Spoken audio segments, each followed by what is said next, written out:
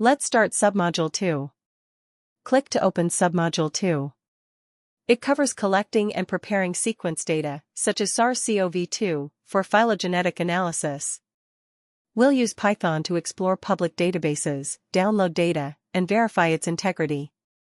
Here's what we'll cover. Sourcing pathogen sequences, accessing repositories like NCBI using tools like BioPython. Using public datasets, enhancing analysis with larger, reproducible datasets. SARS-CoV-2 dataset, understanding its components and role in studying COVID-19 evolution. Downloading from NCBI, a practical example of fetching sequences.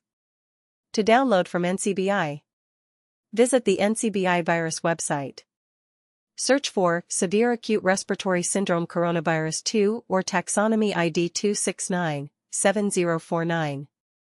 Filter by geolocations, example South Dakota, and date range, January 1st to March 31st, 2023.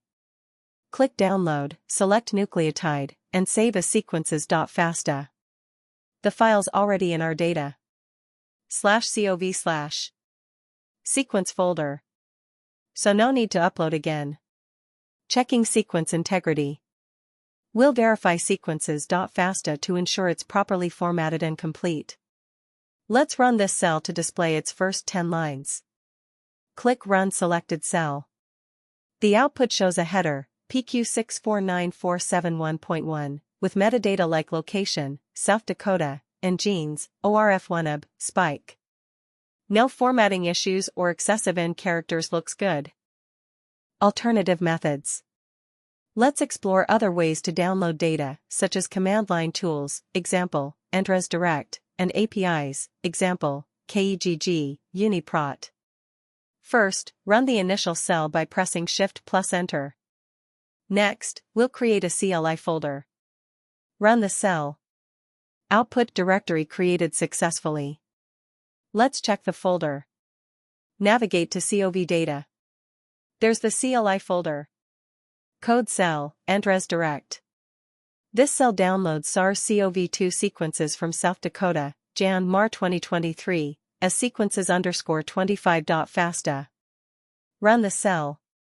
Wait a few seconds. Done. The file is saved in the CLI folder. Check inside, and you'll see sequences_25.fasta.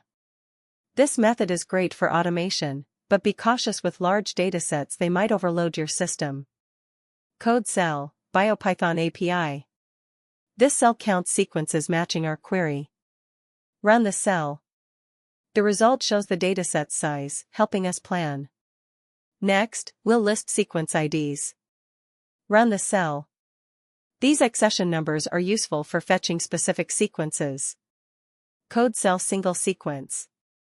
Let's download one sequence using BioPython and save it as a FASTA file. Run the cell. Saved.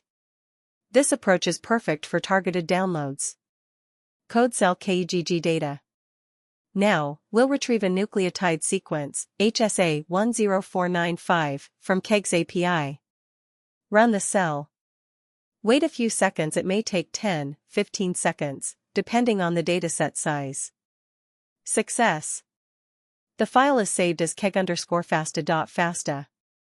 KEGG provides valuable functional insights. Code cell, UniProt data. Finally, we'll download protein sequences from UniProt.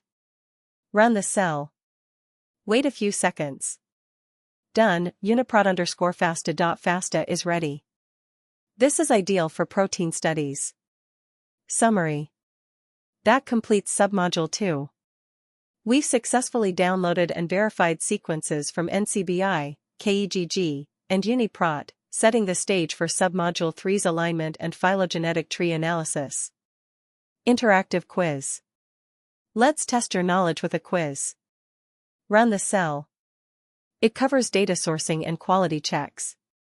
Pause here to try it. Questions may include why we use FASTA format or how to identify poor quality sequences.